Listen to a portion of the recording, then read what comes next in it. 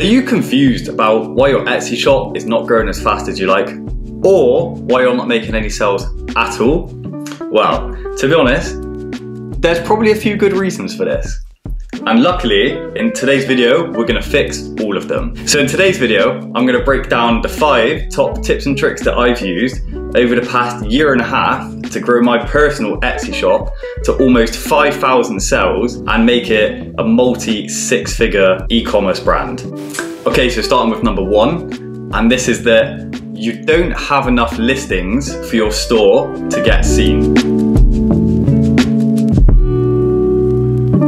So look, if you're an Etsy shop and you've got under 10 listings, the odds of you getting recognized and picked up in the Etsy algorithm and somebody actually finding a product to click and go through to your store is massively reduced. You are not playing the odds in your favor at all. So you really need to maximize the amount of listings that you've got on Etsy to have a greater chance of at least 1 or 2 of them being picked up and becoming like your real powerhouses for your store that drives people to your Etsy shop. And there's a great tip to do this if you don't have many products that you're actually selling. And to be honest, I can't believe this is even still allowed on Etsy, but all you want to do is go into an existing listing and you want to make a copy of that listing.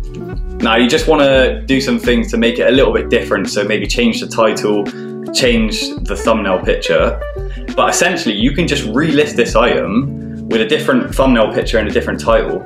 Yeah, it's the same product you're selling, sure, but this counts as a completely different listing, and that's honestly so powerful as a way to just maximize your listings, especially when you're starting out on the platform. So if I was starting off, I'd honestly say to aim for at least 50 listings starting off, I would say.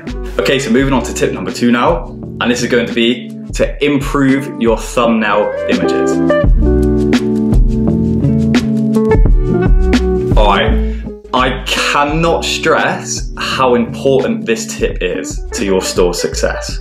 Right, the thumbnail images of your listings is literally the first thing that people see. It is the be-all and end-all of why somebody is going to click on that listing and go through to your store or not. Get your thumbnail images right and you have literally won 90% of the battle. So you got to think, right, if your thumbnail images are terrible, nobody is going to be clicking on your listings no matter what you do. You could have everything else perfect, but if you've got a terrible thumbnail image, nobody's going to click on it and nobody's going to go through to your listing or your store. So if you don't correct your thumbnail images and you don't focus on the thumbnail images of your listings, you might as well just be chucking all of these Etsy tips I'm about to give you straight into the bin. And to be honest, we're the best case studies of this. So think yourself, just when you're on your phone, you're scrolling through Amazon or you're scrolling through eBay or something, what's the items that you click on? The items that you click on are always the ones with the best first pictures, the best thumbnail pictures.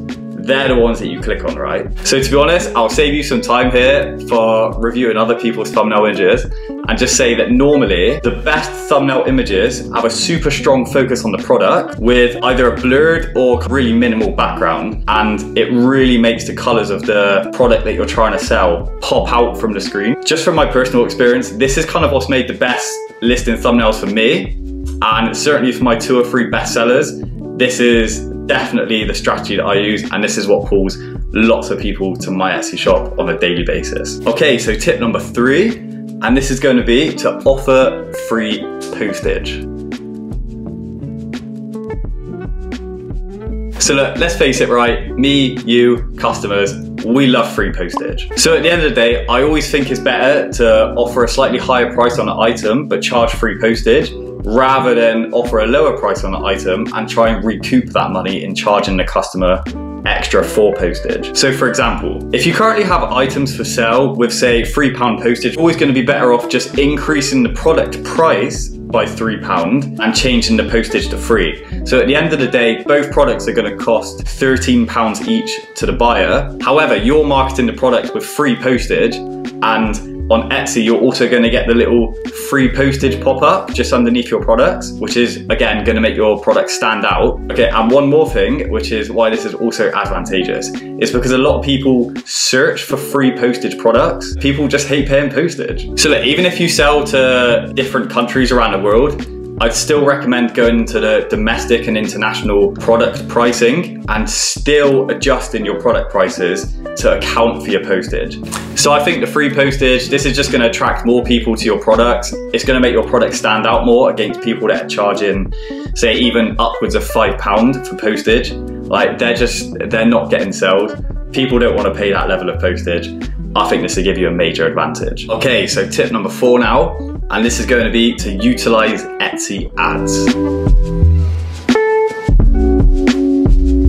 So if you're a new Etsy shop, this tip is going to be pretty crucial to getting people to your store in the early days. So Etsy ads will help promote your items on the first or second pages of Etsy. So if you're scrolling through and every listing that you see with the ad by Etsy seller tag underneath, this is put there on that page as a result of Etsy advertising. And to be honest, the Etsy advertising platform is pretty simple use compared to, say, Facebook or Amazon advertising. So to be honest, when you're just starting out, I would honestly recommend just using an ad budget of, say, £1 to £5, $1 to $5. You don't need much more than this.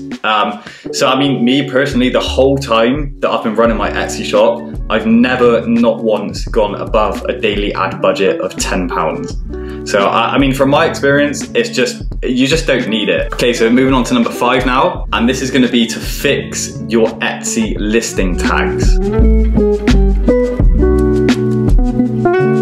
Okay, so this is one that I personally really neglected at the start of my Etsy journey, and as soon as I started paying real attention to it, I did see a massive spike in traffic that was sustained after that. So it just led to a lot more people searching and finding my products. So listing tags are a pretty key part of what the Etsy search engine uses to rank your products higher, and it does this along with the product description and the product title. So a combination of these 3 things together will lead to your product listing a lot higher on the Etsy search rankings. So for example, the more relevant your tags are to what people are searching for on Etsy, the higher Etsy is going to rank your product for those search terms, and then the higher chance you have of somebody finding your product sooner and clicking through to your store. And so Etsy allows you to use a total of 13 tags on your product. I would recommend using every single one of these 13 tags for every single listing that you're putting up on Etsy. And I'd also recommend using longer tail keywords in your tags rather than shorter or one-word keywords. So this is just because the longer tail the keyword is, more specific it will be, and the more chance you have of matching to a more specific search term. So I guarantee if you implement these 5 tips, you will 100% see improvements to your Etsy shop, your sales, and your general traffic.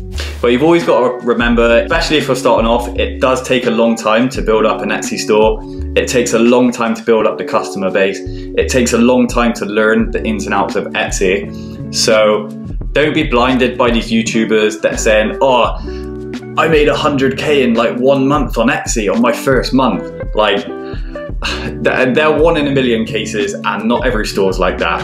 It took me 6 months to start earning any sort of real revenue on Etsy, and I think you shouldn't aim for the stars straight away. Maybe in the long run, that's perfectly fine, but certainly when you're just starting out, you just want to earn a steady few sales each month. And remember, the average Etsy store still only makes 5 to 10 sales a month. Okay, 5 to 10 sales a month. So if you're even near that or you're getting better than that, your Etsy store is already above average. So look, keep pushing, keep growing, keep putting the time in. I really hope these tips have been useful to you, and thanks for watching this video. I appreciate it.